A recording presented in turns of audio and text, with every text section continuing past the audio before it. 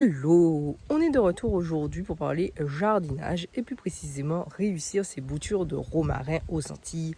C'est parti. Vous avez acheté un romarin, vous voulez le multiplier, vous savez pas comment, vous essayez, ça fonctionne pas, le romarin fait que de mourir. La vidéo est faite pour vous. Vous avez une amie, une tati, une mamie, une maman qui a du romarin chez elle et puis vous voulez vous aussi avoir du romarin, donc vous voulez bouturer le romarin. Cette vidéo est faite pour vous. On va aborder déjà vite fait le romarin, voilà, ses vertus, etc. Pourquoi c'est bon d'avoir du romarin dans le jardin. Je vous mettrai la vidéo, bien sûr, qui accompagne pour en savoir plus si vous voulez en savoir plus sur le romarin. Mais aussi les étapes essentielles pour réussir son bouturage, que ça soit bouturage où on le fait par rapport à l'eau, enfin dans l'eau en tout cas, ou alors directement en terre. Voilà, et puis tout ce qu'il faut savoir pour que votre romarin puisse prendre. C'est parti. Bon, direction le champ. Alors j'essaye de ne pas me casser la figure parce que vous voyez, le sol est sec comme je ne sais pas quoi, puisqu'on est en plein milieu du carême, pour vous montrer en fait le romarin que on va bouturer. Attendez, je ne vais pas me casser la figure en live indirect. Le voilà. Donc il n'est pas très gros celui-là. On en a d'autres, en fait, bon là on voit pas, mais il y en a d'autres sur le haut. Mais celui-là, donc c'est aussi, il a été fait à partir d'une bouture. Donc tous les romarins qu'on a dans le champ, ce sont des bouturages.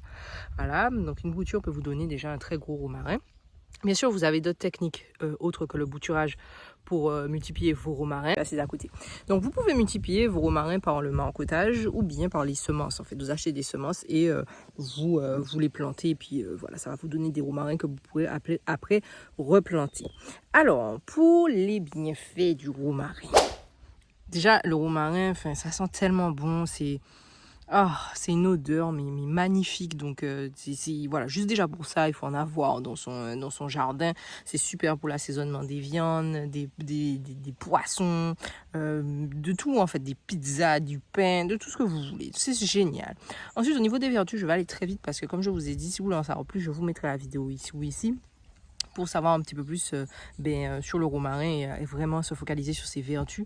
Mais ce que vous pouvez retenir, c'est que c'est bon pour la digestion. Donc si vous avez des problèmes de ballonnement, des problèmes de crampes, des problèmes de digestion en général, le romarin est votre meilleur ami. Aussi pareil, vous savez, des fois on a un petit peu un côté où on a besoin d'aller aux toilettes très souvent, qui est souvent lié à... Alors c'est lié à ici, mais c'est lié aussi à l'estomac. Vous avez des espèces de crampes qui vous forcent en fait à aller aux toilettes très très souvent. Le romarin peut calmer tout ça.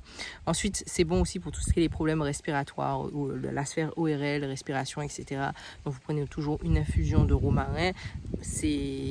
Voilà, vous avez des petits problèmes de rhume, de toutes ces choses-là. Le romarin est votre meilleur ami. Bon pour la concentration, pour la mémoire. Voilà, donc mettez du romarin dans votre vie. Si vous allez passer des examens, si vous avez du mal à vous concentrer, le romarin est votre meilleur ami. C'est aussi utilisé pour la purification.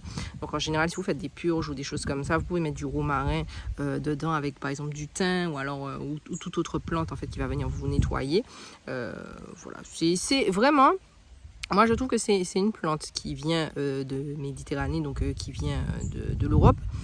Mais c'est une plante qui pousse quand même très bien sous nos latitudes aux Antilles. Vous pouvez en avoir dans votre jardin. Il y a des personnes qui ont des très beaux romarins.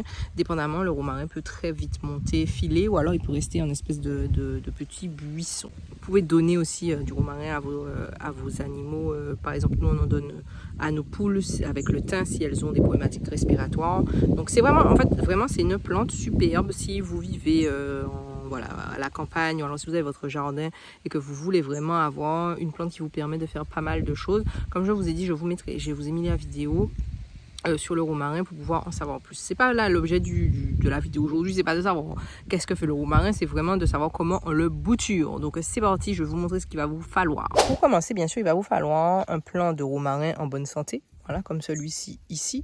Il va falloir que vous repériez en fait les branches. Alors soit vous prenez des jeunes branches, soit vous prenez des branches qui sont déjà âgées. Je parle bien du bouturage du romarin aux Antilles. Je ne parle pas du bouturage du romarin en Europe ou alors dans des pays qui ont des 4 saisons parce que pour nous c'est différent. Donc si vous êtes en France et que vous voulez savoir comment bouturer le romarin, c'est pas cette vidéo qu'il faut regarder. Voilà. Donc je préviens bien prévenir. Pourquoi vous allez me dire? Parce que en fait vous avez des saisonnalités, vous avez vraiment 4 saisons. Vous avez la saison de septembre, donc tout ce qui rentre dans l'automne, et vous avez la saison du printemps. Donc ce sont deux saisons où vous pouvez bouturer en général, ou c'est plus préconisé en tout cas de bouturer votre romarin. Nous n'avons pas cette problématique là. nous avons la problématique du carême et de la saison des pluies. Donc nous ici, on est vraiment sur du toute l'année. Même si on est sur du toute l'année, il y a quand même quelques règles à respecter. Regardez au niveau de la lune. Donc la lune, c'est très important pour les racines et pour aussi quand les arbres poussent, etc. Donc sur ça, c'est là où vous allez m'entendre parler de la lune. Sinon, en général, je ne vous parle pas trop de la lune, en tout cas pas pour le moment sur la chaîne, parce que j'essaye vraiment de rester dans le plus simple possible dans la compréhension, parce que dès qu'on met la lune, les gens ont tendance à s'embrouiller. Mais aujourd'hui, on va parler de la lune avec le romarin. Quand vous faites un bouturage de romarin, vérifiez que la lune est en descendante. Donc là, par exemple, aujourd'hui, on est lundi 10 avril, la lune est en descendante. Donc elle descend. Voilà, je sais pas quoi vous dire, elle descend. Donc là, ce qui fait, ça va favoriser en fait l'enracinement, puisque la sève va aller vers le bas. Et donc, ça va permettre aux racines de plus facilement s'enraciner. Donc, on a mis toutes les chances de notre côté, si vous faites un bouturage, en tout cas, quand la lune, elle est descendante. Voilà, ça, c'est numéro 1. Numéro 2, c'est la sélection. Alors, vous regardez bien que votre romarin ne soit pas malade. En tout cas, les branches que vous sélectionnez n'aient pas de résidus de maladie ou autre. Donc, on fait bien attention et on choisit vraiment des branches qui sont quand même assez longues. On ne va pas prendre des petites têtes parce que, voilà, on veut donner toutes ces chances au romarin. Par exemple, celui-là ici est parfait. Il faut que ça vous fasse à peu près 10 cm de longueur. Une fois que vous avez vos 10 cm de longueur, il faut vous équiper d'un sécateur. Essayez de désinfecter votre sécateur. Attendez, je crois que je suis sur un nid de fourmis. Attendez. C'était bien ça, hein? Gaillot. Gaillot couille. C'était bien ça. Regarde ça. Regarde fourmi. Eh bien, bon Dieu, je sentais quelque chose piquer mes fesses. Bref, je ne sais même plus ce que je disais. Oui, je crois que je parlais du sécateur. Donc le sécateur, faites attention à ce qu'il soit un minimum désinfecté en tout cas. Surtout si vous avez fait des opérations sur d'autres plantes qui auraient pu être malades ou autres. Vous voulez désinfecter votre sécateur. Vous pouvez utiliser du rhum, vous pouvez utiliser de l'alcool à désinfecter. Enfin, en tout cas, il faut juste qu'il soit désinfecté. Je ne vous dis pas qu'il soit propre, mais qu'il soit désinfecté. C'est le plus important. Ok. Donc avec ça, vous allez pouvoir venir couper les branches de votre romarin que vous voulez bouturer. Donc par exemple ici je vais venir sélectionner cette branche et puis je vais venir sélectionner celle-là, voilà, et puis on va en prendre 3, on va en prendre une ici sur les côtés, voilà, on va venir prendre celle-là sur les côtés. Ok, voilà les 3 branches. Maintenant, on va aller dans la pépinière pour qu'on puisse en parler un petit peu plus en détail tranquillement à l'ombre parce que là le soleil est en train de me cramer. Ok, maintenant que ça c'est fait, j'ai oublié de vous préciser que quand vous coupez, vous essayez de couper en biais en fait, voilà comme ça en biais pour que ça fasse vraiment une coupure, parce que je suis gaucher, hein, je sais pas pourquoi j'essaye de couper du côté droit, voilà, comme ça ici, hop, voilà, en biais en fait, bon là c'est mal, je suis gauchère et j'utilise un sécateur de droitière, ça n'est pas facile. D'ailleurs, il va falloir que je commande des choses de gaucher. Bref, en tout cas, voilà. Donc, quand vous coupez, vous essayez de couper en biais. Je ne sais pas si vous voyez bien, mais là, c'est un peu en biais. Bref. Ensuite, deuxième chose, une fois que vous avez récupéré... Mon Dieu, qu'est-ce qu'il fait chaud! Une fois que vous avez récupéré vos boutures, déjà, premièrement, essayez de faire ça le matin tôt. Alors, le soir, l'après-midi, mais moi, j'ai pas le choix. Vous montrer, en fait, les vidéos. Mais essayez de faire ça le matin, hein, ou alors le soir. Bref, Pardon, hop là, voilà. Je vais enlever les feuilles. Tac, tac, tac, sur à peu près cette distance, ok? Je vais faire ça pour toutes les branches. Bien sûr, proportionnellement, là, vous voyez, j'ai pris une plus petite branche. Proportionnellement, je vais enlever les feuilles jusque là. Que vous fassiez tremper dans l'eau ou que vous fassiez directement dans la terre, vous enlevez les feuilles. Ok, donc là, ça va vous donner ça, vous voyez, hop là. Ça va vous donner ça avec la partie feuillue et la partie dégarnie en bas. Il faut savoir que moi, j'avais déjà fait un premier test, oui, parce que bon, voilà, sinon c'est pas drôle, dans de l'eau en fait. Donc là, j'avais déjà mis des romarins dans de l'eau. Hop, je vais vous montrer. Si vous avez décidé de faire dans de l'eau, donc de faire partir les racines dans de l'eau, donc de faire du bouturage à partir de l'eau, voilà, vous voyez là, je les ai trempées, ça fait bientôt une semaine qu'elles sont dans l'eau. Et il y en a certaines qui commencent à donner des premiers signes de racines. Donc, en gros, quand vous faites ça, vous essayez d'utiliser de l'eau de pluie ou de l'eau de source. Vous n'utilisez pas de l'eau du robinet parce que ça va mettre vraiment, ça va pas mettre toutes les choses de l'autre côté là. Donc, essayez d'utiliser de l'eau de récupération, d'eau de pluie ou de l'eau de source si vous n'en avez pas. Si vraiment vous n'avez pas le choix et que vous voulez utiliser l'eau du robinet, laissez décanter votre eau ou alors passez là à la brita ou en tout cas faites quelque chose pour que le chlore puisse s'évaporer. En fait, s'évaporer. Je sais pas si ça s'évapore, mais en tout cas que ça puisse sortir de l'eau. Voilà. Maintenant, il faut savoir que pour planter le romarin, je vais vous montrer une astuce après, juste avant de le planter, mais vous aurez besoin d'un pot bien drainé parce que le romarin a besoin d'un bon drainage. Donc, si vous n'avez pas de trou au fond de votre pot, ça va être très, très compliqué. Donc, déjà, on va choisir des pots qui ont des trous, donc qui ont du drainage. Ensuite, on va venir rajouter soit quelques billes d'argile, soit quelques roches au fond. Voilà, tac, maintenant c'est bon. Et là, maintenant, on va venir mettre de la terre. Il faut que la terre soit quand même bien légère. Donc, vous pouvez même rajouter un peu de sable si vous voulez vraiment, si vous avez vraiment besoin d'avoir une terre très, très légère. Ça, c'est très important. Ok, donc là, on a rempli nos pots de terre. Voilà, comme vous pouvez le voir. Alors, avant toute chose, avant de faire la terre et tout ça, je vais vous montrer une astuce, une petite technique pour faciliter l'enracinement de vos boutures. En fait, c'est le miel. Ouais, bien entendu, c'est le miel. Donc là, on a... Il a failli faire tomber le miel. Donc là, on a du miel, voilà. Et on va venir prendre la bouture de romarin et on va venir la mettre dans le miel, comme ça. On va venir vraiment bien, hop, badigeonner, hop, tout le bas. Le miel, en fait, ça va accélérer l'enracinement, en fait. Hop, voilà. Perfect. Perfect. Là, on va venir prendre notre terre et on va venir, hop là, planter ça comme ceci. Bien sûr, on va venir arroser. Hop. Tic, tic, tic.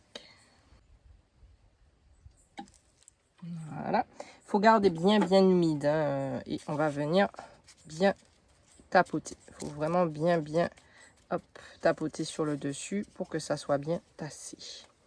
Voilà, pour que le romarin puisse bien tenir. Une fois que vous avez fait ça, vous ne le mettez pas au soleil, ok? Vous mettez ça à l'ombre, mi-ombre. Faut vraiment qu'il ait le moins de soleil possible, en tout cas au début, pour qu'elle puisse, pour que la plante en fait puisse se remettre. Et essayer de garder les racines le plus humides possible. Donc, il faut arroser quand même assez régulièrement pour que les racines aient assez d'eau pour pouvoir se développer. Ça, c'est très important. Voilà. J'ai replanté aussi celle qui était dans l'eau. Voilà. Donc là, maintenant, il n'y a plus qu'à attendre. Ce qui concerne le temps d'attente, comme je vous ai dit, ne mettez pas votre bouturage en plein soleil. Vous le laissez à l'ombre, voire mi-ombre. C'est très important, je tiens à préciser, je tiens à insister là-dessus, parce que c'est ce qui fait que ça va tuer votre plante, en fait. Et comme elle est dans un processus où il va falloir qu'elle se réadapte, elle a été, entre guillemets, blessée, etc. Donc, il va falloir vraiment qu'elle se réadapte. Donc, ne la mettez pas au soleil, laissez-la à la mi-ombre. Au bout de à peu près quelques semaines, jusqu'à un mois, c'est à partir de là que vous allez vraiment voir que la plante est en train de repartir. Vous allez voir les premiers signes de développement. Mais ça prend du temps, ça peut aller jusqu'à un mois. Donc soyez patient parce que ça prend du temps. Donc ne jetez pas la plante en pensant que ça y est, elle va mourir. Laissez-lui vraiment le temps de repartir en fait. Laissez-lui le temps de vivre. Voilà.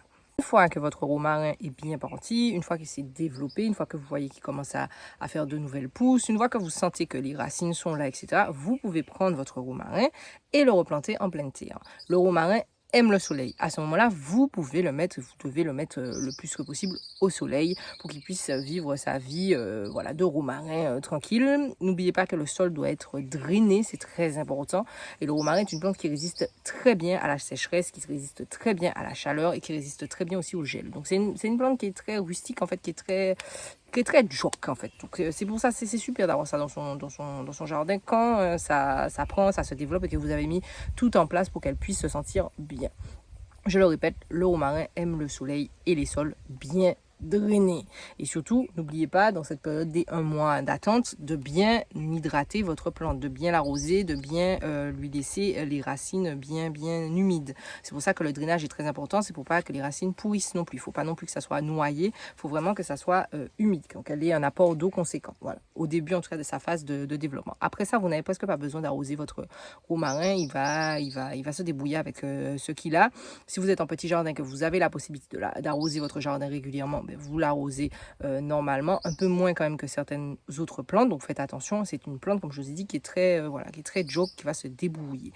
Vous la trouvez très régulièrement dans le sud de la France, en même titre que la lavande ou encore le thym. C'est des plantes qui sont très débrouillardes. Voilà, au même titre que la cacahuète, on va faire un suivi sur le romarin. Bien sûr, je vous tiendrai au courant dans 1 mois de savoir comment on la replante en pleine terre. On la replantera en pleine terre ensemble et pour vous montrer comment les racines se sont développées. Le miel est une astuce en plus, vous n'êtes pas obligé de le faire. Voilà, si vous ne sentez pas l'envie de le faire, de passer du miel sur vos branchages, il n'y a pas de souci. Voilà. Si vous avez d'autres astuces, laissez-moi savoir. Si vous avez déjà utilisé l'astuce du miel aussi, laissez-moi savoir en commentaire. Je m'arrête là parce que bon, sinon ça va faire des vidéos de 4 km et puis voilà. Comme d'habitude, si cette vidéo elle vous a été utile, un petit pouce, un petit commentaire, un petit partage. Laissez-moi savoir si vous réussissez vos bouturages de romarin, ou alors si c'est compliqué puis ça vous prend la tête.